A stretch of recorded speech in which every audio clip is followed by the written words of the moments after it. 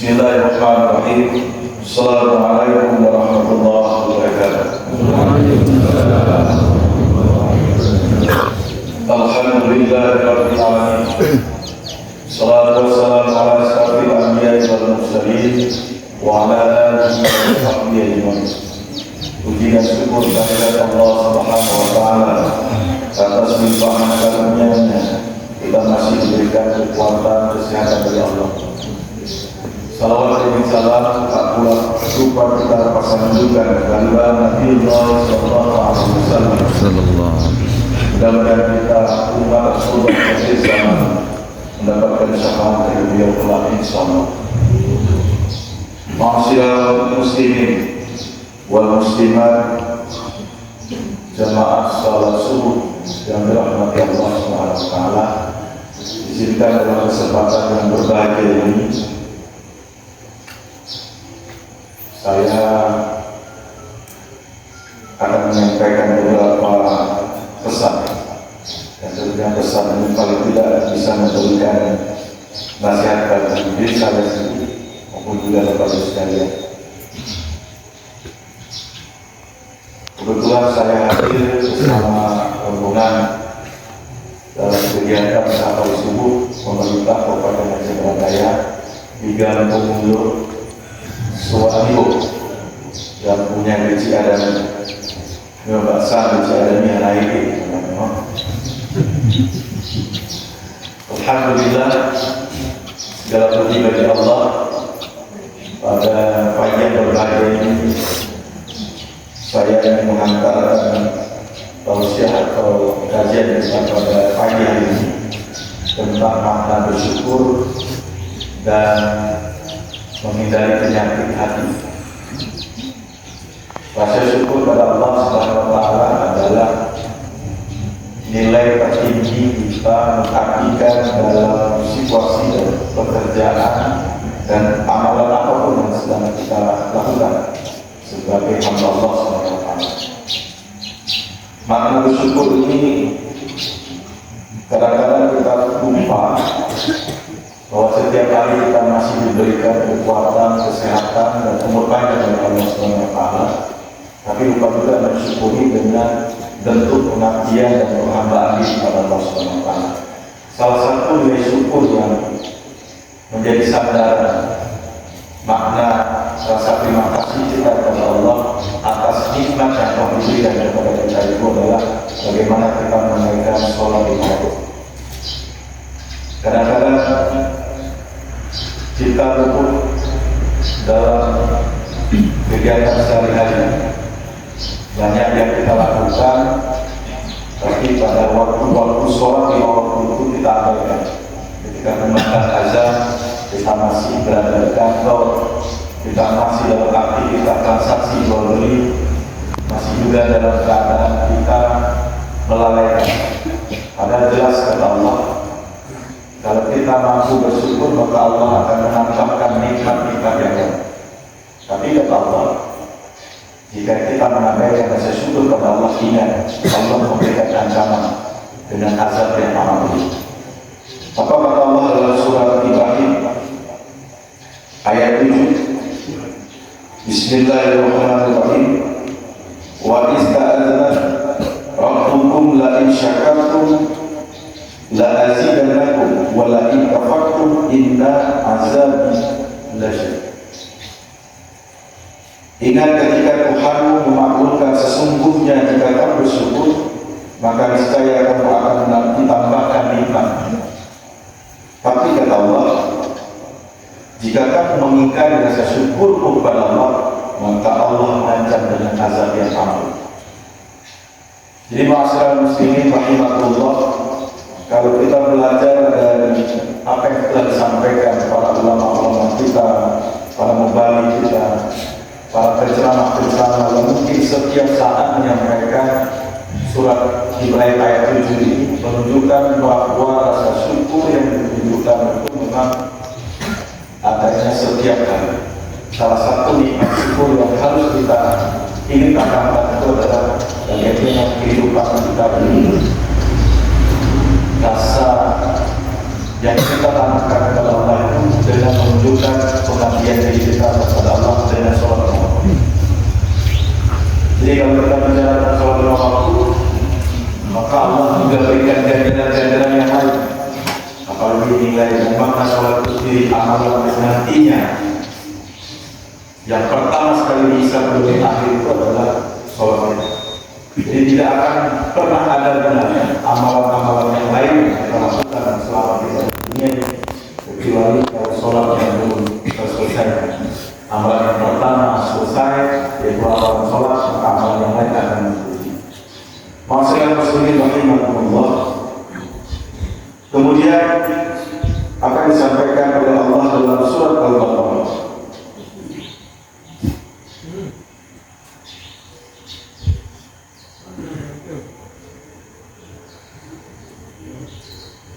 Ayat 152. Maka ingatlah kepadaku, aku pun akan mengingat kepadamu.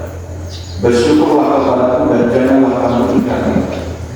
Dalam surat Al-Baqarah berulang juga Allah mengatakan bahwa jika engkau ingin diingat oleh Allah, maka al-kaku ingin mengingat, maka senantiasa kepada Allah. Ingatlah kepadaku, maka niscaya aku akan juga mengingat. Ya Allah itu kalau kita kurang mengingat dalam bentuk syukur dengan sholat lima waktu, berkomunikasi dengan Allah, Allah akan lupa dengan apa yang kita hadapi dalam kehidupan ini. Paling tidak dalam setiap saya menyampaikan dakwah, tujuan menyampaikan sosial dan sama seperti ini, nilai makna salat itu tidak pernah saya lupakan. Karena apapun saya menggerakkan, hari ini juga kita punya program sholat berjamaah. Karena menurut saya fondasi awal kita mengucapkan rasa syukur kepada Allah, kita juga dengan pengajian, dengan menaikkan sholat. Nah, sholat itu kalau tidak Allah, kalau hari ini kita punya masalah, punya ujian dari Allah, kalau sholat belum memberikan solusi kepada kita, maka Allah juga sudah berikan ketenangan buat. Itu makna-makna lain dari pelaksanaan sholat yang kita laksanakan kita ini. Kemudian makna syukur yang lainnya yang perlu kita sampaikan di sini adalah kita lupa. Ketika kita penghambaan kepada Allah itu rasa syukur yang sebenarnya itu adalah bagaimana kehidupan kita saling mencintai, tidak menyakiti, tidak juga melakukan perbuatan yang bentuknya berselisih dengan para tetangga dan sesama kita orang muslim.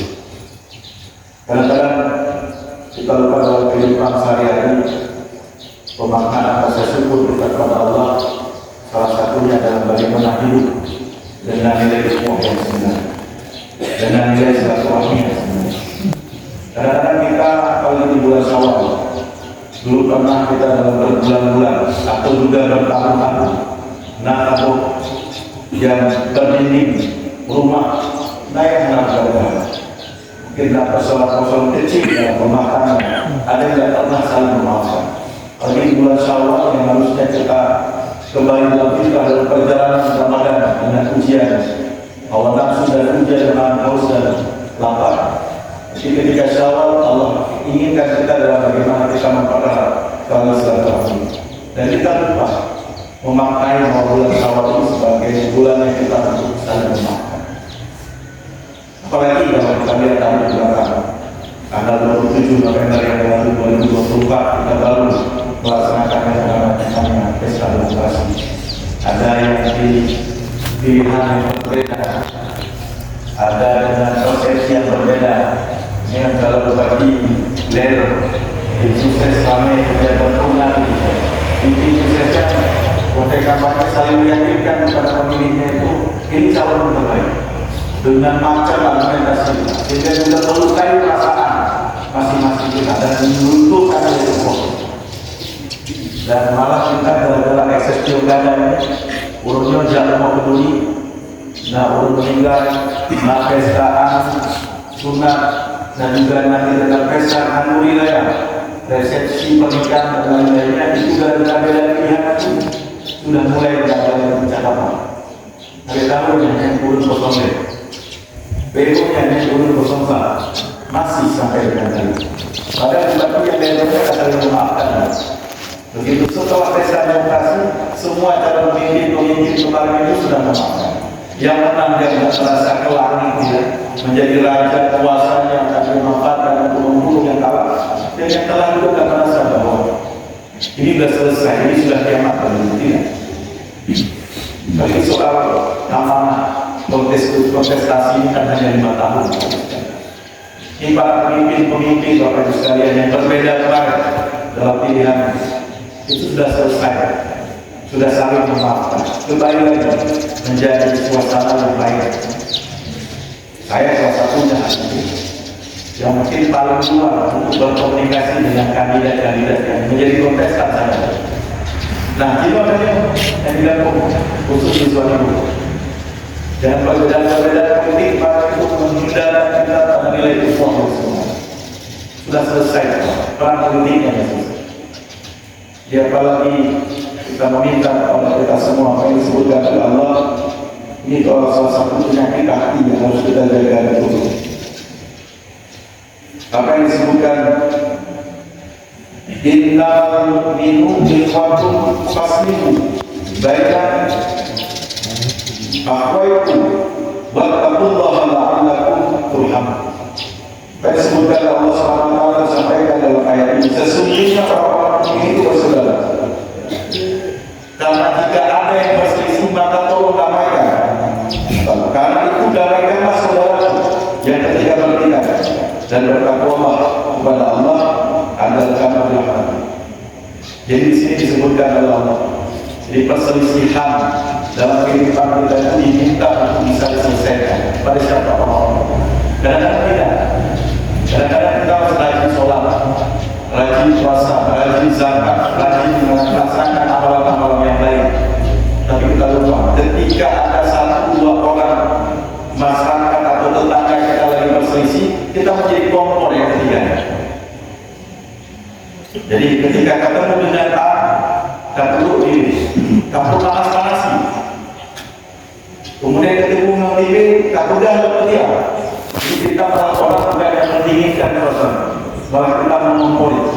Tidak tahu ini penyakit yang luar biasa. Apalagi di antara selisih itu ada nilai dendam.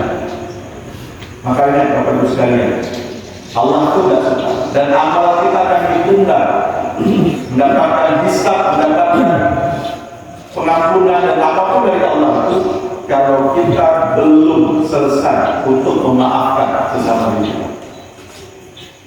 Jadi saya sampaikan Bapak Ibu sekalian, kalau masih ada punya nilai dendam di dalam hati, penyakit ini dengki, menyuruh dari kulkas, daging yang disamakan bisa sampai 1 minggu, ciurannya dalam kehidupan kita. Menyudah penyakit dengki ini itu bukan boleh Mbak kulkas, bagaimana?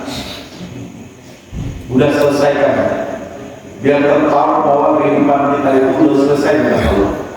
Jadi apa gunanya kita sholat, apa gunanya kita berpuasa, apa gunanya kita berzakat, apa gunanya bolak-balik kita berdoa, tapi kita tidak pernah punya rasa kemaafan kepada orang yang mungkin punya perasaan yang menyakiti. Bapak Ibu dan sahabat sekalian muliakan Allah, orang yang paling punya masalah itu, paling besar penyakit yang dalam diri kita itu dimunculkan ketika ada penyakit hati dalam diri. Jadi banyak juga riwayat yang mengatakan bahwa orang yang punya dendam, orang yang punya rasa perasaan yang sakit hati yang luar biasa terhadap sesama, terhadap orang yang tidak disukainya, maka Allah sudah memberikan tanda bahwa kita sedang dalam murkanya Allah SWT. Ini bagus sekali. Jadi kalau dalam diri kita coba lihat, kita kaji dalam diri kita. Kalau ada penyakitan, ada perasaan dendam, mungkin karena ada perasaan yang berbeda mungkin baru mengenal dendam. Dendam itu berulang-ulang dan selalu kita dapat maaf. Nah, situ bahwa Allah sedang mengurkai kita, bahwa Allah sedang tidak dalam rahmat kepada kita semua manusia. Apalagi kita punya keinginan besar, mungkin melukai perasaan orang lain, tidak sampai. Sehingga penyakit hati itu membuat penyakit bagi diri kita sendiri. Jadi salah kalau kita hari ini menilai bahwa orang yang kita sakiti dengan rasa dendam, dia yang terluka. Rasa sakit yang dalam diri kita itulah yang membuat penyakit. Kita lihat apa yang disampaikan oleh banyak ulama, siksa yang diberikan kepada seorang hamba kalau seseorang itu memiliki dendam kepada sahabatnya, tersisa hati. Jadi kalau apa yang diberikan Allah kepada orang yang suka membenci, suka dendam kepada orang lain, yang pertama rasa tersisa. Tersisa pun tersisa. Kalian tidak ada juga kalau enggak itu, yang kita merasa dendam dan suka dia ketika di motor dan akhirnya naik tangga kita sakit hati. Dia dapat rezeki dari mana-mana dengan usaha dan ikhtiarnya atau juga dari rahmat dari Allah SWT, kita yang sakit hati. Yang kadang-kadang Allah sedang menunjukkan bahwa kita sedang dibukai Allah SWT. Jadi obat kemudian tapi sebaliknya, obat dari Allah berikan ketika kita mampu memaafkan kepada orang yang mungkin menyakiti perasaan kita. Ini bagus sekali. Ini kata banyak ulama juga menyatakan. Jadi obat yang paling mujarab, yang dalam hati kita punya perasaan sakit tapi kita mampu memaafkan, itulah obat yang paling mujarab. Makanya kalau ada perasaan dendam, perasaan dengki, perasaan terhadap orang lain, yang tadi memang sudah ditunjukkan Allah di samping mukanya ada penyakit.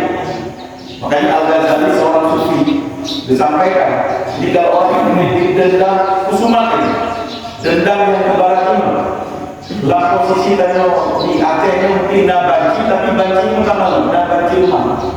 Jadi itu salah. Yang kadang bahwa Allah sudah titipkan bahwa kesehatannya itu sudah terganggu dan lebih dekat dengan kanker. Itu Al-Ghazali itu. Jika ada penyakit hati, kaki, dengki itu apa hati. Jika naik itu mungkin perasaan lainnya, tapi Allah sudah titipkan bahwa sedang mendekati penyakit-penyakit yang besar. Nah secara lahir apa sekali. Tapi sebaliknya, bagi kita umat Islam yang mau sholat, yang mau berzakat, yang mau berinfak, mau berpuasa, mau kita menunaikan ibadah dan kita yang punya kemampuan, ketika kita punya nilai kemaafan bagi orang yang menyakiti, bagi orang yang mungkin melukai perasaan kita berikan maaf. Di situlah Allah menaikkan derajat kita. Allah berikan nilai kesehatan kita yang bagus sekali. Nah ini sebaliknya, kalau ada dendam di kita, berarti Allah akan tidak dalam penyakit kita. Bukan hanya penyakit saja, tapi juga penyakit lahir, entah kanker dan penyakit-penyakit lainnya. Itu dalam ancaman-ancaman yang disampaikan oleh Al-Ghazali, seorang yang kita kenal dengan kata-kata pembiarannya yang luar biasa di bawah Islam. Bapak Ibu dan sahabat sekalian dan berkat Allah SWT. Kemudian ada hadis tentang rasa syukur dan juga kita memaknai bagaimana kehidupan kita untuk bisa berurusan bersama. Jadi apabila dikatakan bahwa umat muslim sesama kita itu adalah bersaudara, maka jika ada muslim yang disakiti, maka kita juga seperti merasa sakit pada diri kita sendiri. Nah kalau punya tanda berarti kita sudah ditandai di Allah. Tapi Allah sudah memberikan tanda kepada kita bagi sekalian. Kemudian hadis yang akan disampaikan, man la yaskurin nas, man lam yaskurin.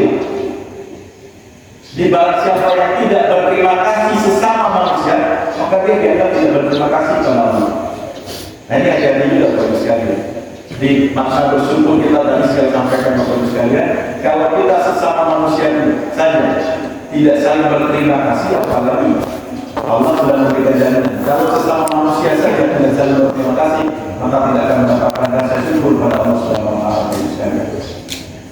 Kemudian apa lagi yang mungkin Allah sudah berikan bimbingan kepada kita? Nah ketika pengabdian yang nilai syukur dan biasa kita lain dengan penghambaan diri pada Allah dengan sholat lima waktu, kemudian kita bertanya, untuk apa sholat? Apakah hanya sekadar menunaikan kewajiban saja? Sholat ini bapak ibu sekalian, bukan hanya menunaikan kewajiban saja. Apakah sholat itu hanya untuk pembeda bahwa ini muslim dan non muslim? Bukan. Makna syukur yang pada Allah sampaikan kepada kita semua bapak ibu sekalian adalah ketika kita sholat, kita memaknai bahwa disitulah urusan dunia itu dan lekarnya dan sholat ya. Saya tahu Bapak sekalian ada yang mungkin ikut jamaah ini mungkin dalam situasi yang tidak tidur, kemudian konsentrasi kita hilang. 5 waktu hanya diminta 17 rakaat dalam sebuah perjalanan peristiwa Isra dan Mi'raj Rasulullah. Dan ini amalan sholat ini berbeda dengan amalan-amalan yang lain yang kita kerjakan. Sholat malah punya nilai keistimewaan tersendiri. Kalau zakat itu dengan 1 atau 2 ayat atau mungkin lebih dari beberapa ayat. Kemudian kalau puasa itu memerintah 183 ayat Al-Baqarah. Kalau naik haji itu hanya beberapa ayat yang diturunkan untuk perintah haji. Tapi sholat ini pemahaman syukur dan melaksanakan sholat perintahnya itu berbeda dengan sholat itu dilalui dalam proses sejarah yang panjang dengan perjalanan yang tidak dengan nalar manusia. Rasulullah diberikan waktu dipanggil dan berkomunikasi dengan Allah dalam sebuah perjalanan Isra dan Mi'raj. Ketemu dengan Allah, berdiskusi dengan Allah, kemudian memprediksi kemampuan penghambaan diri umat-umatnya sampai umat kita yang terakhir ini. Kalau dulu kita lihat perjalanan pernah dengar selama ketika Isra dan Mi'raj, mulai dari 50 turun 5 lagi turun lagi sampai berkali-kali Rasulullah berkomunikasi sampai kita waktu 17 tahun. Nah, saya sampaikan sholat ini bukan hanya untuk memenuhi kewajiban saja, bukan hanya untuk membedakan kita dengan muslim saja. Sholat kita tempat kita melepaskan semua persoalan dunia dan kita berterima kasih kepada Allah. Kemudian kita melepas persoalan untuk kita menghadapkan diri kita menghadap Allah SWT. Yang ketiga, maknanya adalah kita ingin menyelesaikan persoalan dunia kita dan kita minta dalam waktu yang waktu. Maka dikatakan dalam bimbingan tadi, kalau tadi kita mempandai ketika penyakit hati kita masih sholat, tapi juga masih ada penyakit maka dendam. Kemudian kita sholat, tapi juga masih ada. Ketika sholat masih juga kita melakukan pelayanan oleh ibadah yang lain. Berarti pertanyaan tapi toleransi kita sholat akan mana juga sholat itu mencegah perbuatan yang tidak benar. Pisahkan Bapak sekalian. Pisahkan. Yang sholat terposisi, yang urusan dunia yang mungkin dekat kemaksiatan dan yang urusan yang lain dipisahkan dengan semakin sholat.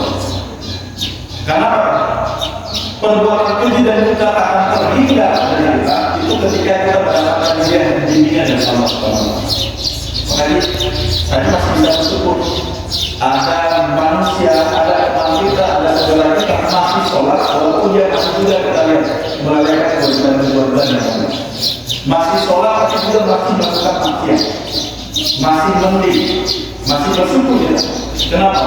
Ketika sholatnya sempurna, ketika bacaan dan maknanya yang maknanya dengan baik, maka saya yakin kita percaya bahwa Allah juga akan ikut membimbing dan mendapatkan hidayah. Dan hidayah itulah yang membawanya pada pencegahan dari perbuatan tidak dilakukan. Kemudian Bapak Ibu Masyarakat Muslim rahimahullah, terakhir dalam uraian yang disampaikan yang pertama. Jadi kalau melakukan syukur yang sebenarnya Allah sampaikan kepada sekalian dalam kehidupan sosial, di samping kita kewajiban di bawah itu sebagai bentuk rasa syukur terkait kita kepada Allah. Yang kedua, bagaimana kita bertetangga dan bisa bersejahtera dan menjadi nilai ukhuwah yang saya katakan. Jadi jadikan sholat kita itu bisa mempertahankan nilai iman dan takwa, dengan sholat kita itu bisa dengan bagaimana kita memupuk rasa persaudaraan.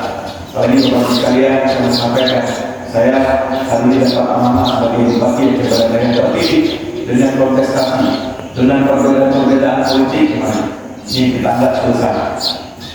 Jadi suami ibu salah satunya kecamatan tangan-tangan dia dari sini saya cukup. Toh juga pemimpinnya sudah terpilih, pemimpinnya sudah dilantik, yang kalah sudah saling mengakui, yang menang juga sudah saling memberikan semangat kepada yang kalah. Ini selesai.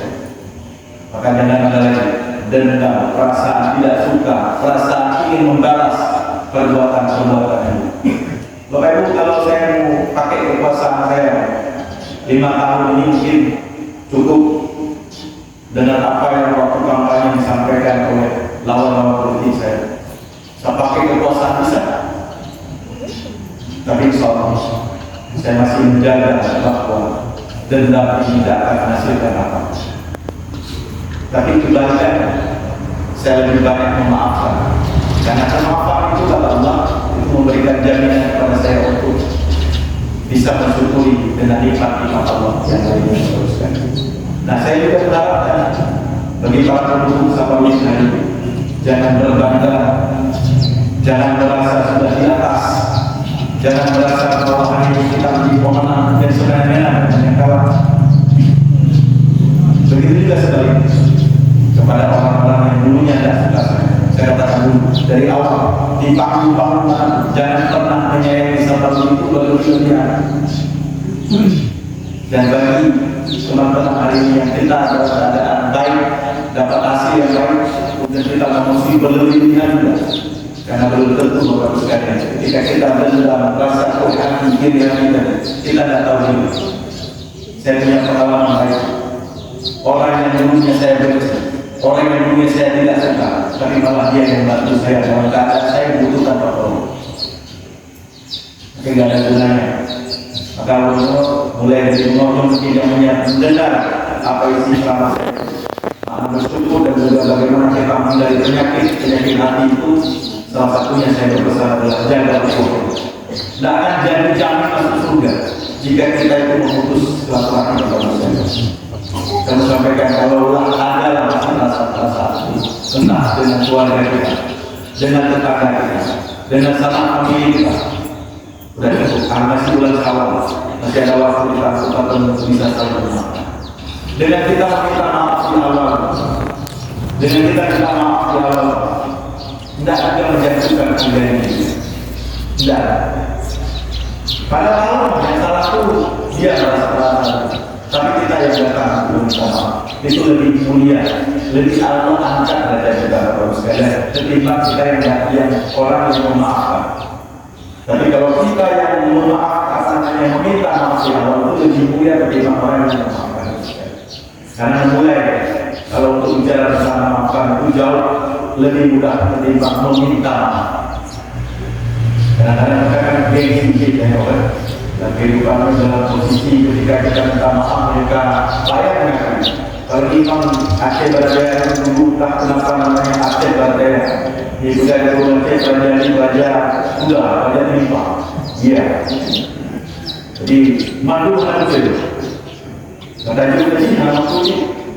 Nah, tapi itu mudah-mudahan kita bisa mengulangi apa yang saya sampaikan tadi. Salah satunya saya katakan ayo kita sama-sama bersyukur Allah sudah berikan kesehatan, jadikan kesehatan bisa bermanfaat untuk apa yang Allah perintahkan kepada kita dan segala-galanya. Kemudian pesan saya kedua, hiduplah bertetangga dengan baik, hiduplah bersilaturahmi dengan baik, apalagi di bulan baik masih bulan Syawal, mari kita saling memaafkan dan lupakan segala perselisihan. Dan kalaupun ada di antara sesama kita lihat ada perselisihan antara keluarga kita, jadi orang yang mendamaikan saudara agar juga mendapatkan rahmat dari Allah Subhanahu wa Ta'ala. Sedikit demikian Bapak-Ibu sekalian dan bisa saya sampaikan pada Allah saya mengaku pada semua saya bersama billahi taufiq wal hidayah. Wassalamualaikum warahmatullahi wabarakatuh.